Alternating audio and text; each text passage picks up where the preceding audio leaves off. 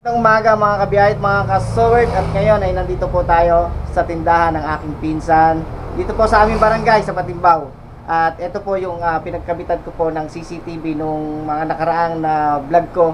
At ngayon ay nagpalit po sila ng password. Kaya po i-connect po ulit natin doon sa kanilang internet para po magamit nila yung CCTV. At ito po yung isa sa mga kinabit natin nandito. At yung isa po ay nandito sa loob. Ayun, nandun naman po yung isa. At yun nga, dahil nagpalit nga po ng password, so hindi po nila ma-access yung CCTV. Kaya po ngayon, ikakabit po natin at para po maipakita ko sa inyo kung paano po mag-connect ng panibagong password doon sa CCTV. Na ang gamit ko pong application ay B380 Pro. So samahan nyo ako mga kabiyahit, mga kasowerd. At ang kasama ko, siyempre, pinsan ko, si Jelay. Shoutout kay Jelay, good morning.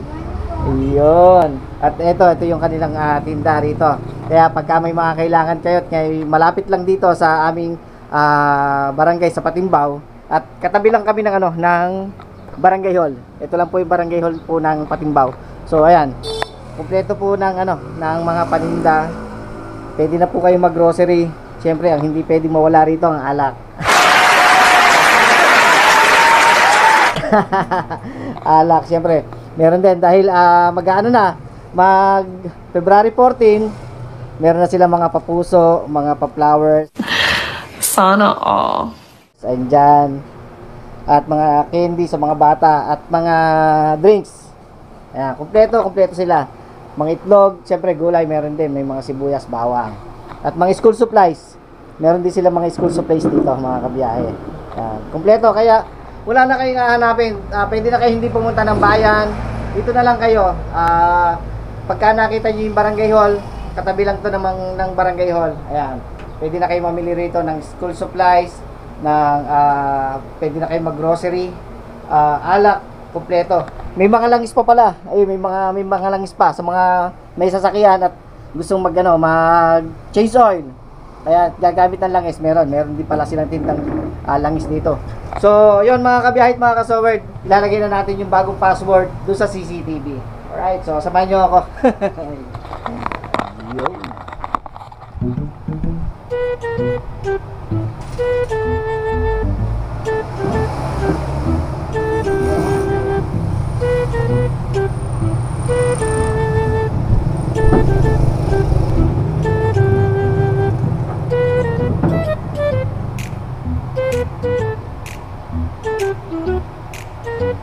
Siyempre, ang unang namin gagawin mga kabiyahe ay i-reset natin yung unit, yung CCTV para mabura yung dating nakalagay na password. I-reset muna natin. Ay press lang natin ng matagal, tapos i-play lang natin na magsalita. May magsasalita doon sa CCTV. Pagka nagsalita na sinabi na na-restore na yung CCTV, tsaka natin bibilawan. Ayun mga kabiyahe, dahil nagsalita na siya, maghahanap na siya ng signal. So ngayon, i-ano naman natin sa cellphone.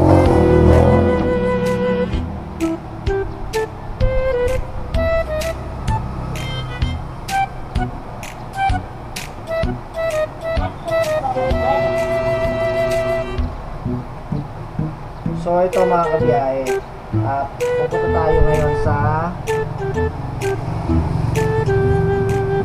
yung application niya. So ayun mga kabiyahe, nandito na tayo sa application ng CCTV. So dahil nag-reset tayo, hanapin ulit natin yung kanyang signal. Siyempre pindutin natin itong plus sign, tapos add camera. So siyempre kaysa tayo umakyat doon para kunin yung QR code, kinuha ko na lang yung sa hotspot. Mag-hotspot tayo. So ayan, napasok na natin yung nailagay na natin yung password nitong bagong password nga ng CCTV at connect AP spot. Connect natin. Siyempre connected siya doon sa Wi-Fi. Ito yung kanyang MB number. So dito sa MB number, i-click lang natin to para dun siya kukuha ng signal do sa ano, do sa CCTV. So syempre magsasalita ulit yung CCTV. Pag nagsalita yung CCTV na siya connected na, yan, sinusubukan na niya mag-connect yung CCTV dun sa ano, dun sa cellphone. So hintayin natin na magsalita yung CCTV. Gawa ng kailangan mag-pair yung kanyang signal tsaka yung signal nung wifi.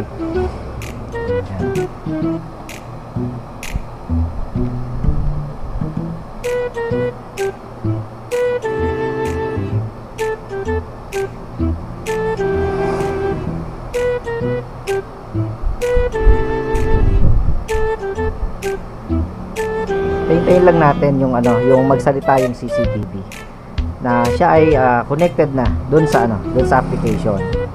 At syempre doon sa doon sa cellphone.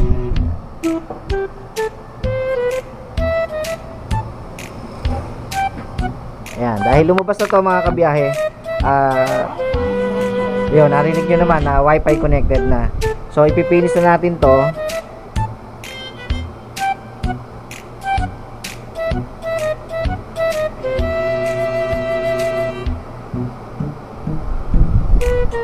So dito maggagawa tayo ng password.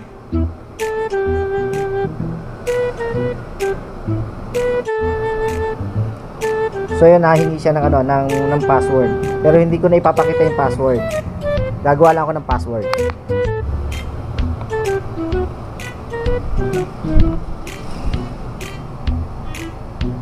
So ayan mga kabiyahe, connected na yung CCTV do sa bagong password ng wifi. So ayan, kita na ako. Kita na ako.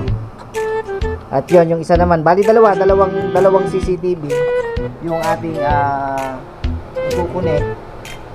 Bali dalawa, yung isa nandito pa. Ayun natin yung isa. At yun yung i-connect natin ngayon. So, ganun din yung proseso. Tayo, pupunta tayo sa application, tapos i-reset natin. Pagka-reset natin ng unit, pupunta tayo sa i-hotspot natin para ngayon mai-convert dun sa password nung bago. So, maya ulit mga kabiyahit, mga kasowerd.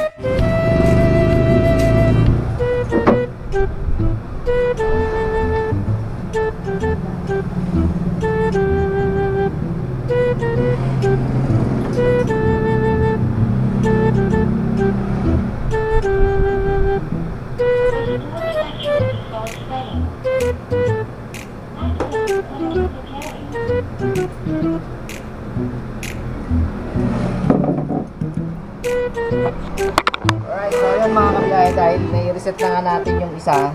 So, same process. At eto, balik tayo dito sa sa plus sign. Plus sign. I-add natin. Syempre dahil mahihirapan tayong kunin yung QR code, ito na lang yung pinindot natin. Tapos punta tayo sa hotspot. Yan, i-hotspot natin sa internet. Ito yung password niya mga kabiyahe. Confirm natin. At ito yung kanyang MB number. Yan, ito yung kanyang MB number. Syempre kukunik tayo sa hotspot yung kanyang signal. Yan.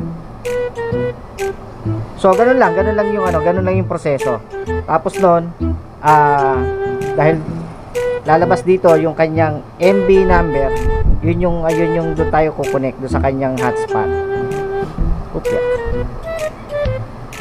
So ito na yung kanyang MB number. So ganun din yung katulad ng ginawa natin nung una. I-click natin tong MB number. Kukonek muna tayo doon sa kanyang hotspot.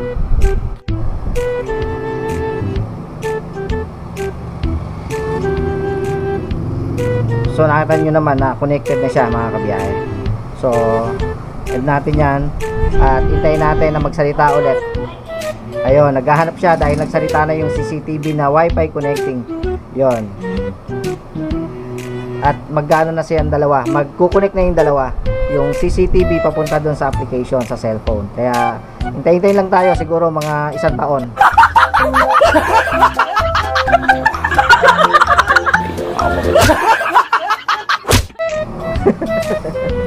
Hindi, saglit lang to mga kabiyahe. Siguro mga ano lang to. Mga 30 to 40 seconds lang to mga kabiyahe. So yun, nagsalita na at siya ay connected na. At eto na, syempre ipipinis ulit natin. Pinis ulit natin to.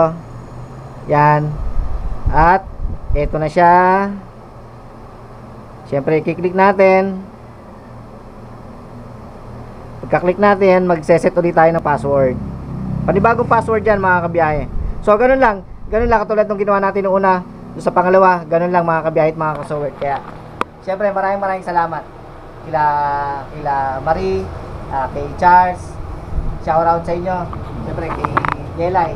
Yan, si Gelay yung laging tao dito sa tindahan nga nila. Ito ay pangalawang tindahan nila dito sa barangay namin sa Patimbaw. At ito nga, nilagyan namin ng CCTV kahit naman ito ikalapit lang ng barangay. Syempre, iba na yung safe mga kabiyahe. Kaya kita tayo maya mga kabiyahe. 1 minute 37 seconds later. So ito mga kabiyahe, at pinakikita ko sa inyo na siya ay kasama na doon sa mga nakaset sa ating CCTV sa bahay. Ito yung nandito ngayon sa tindahan. Ito, tsaka ito yung nasa may labas. Yan. So ganun lang mga kabiyahe.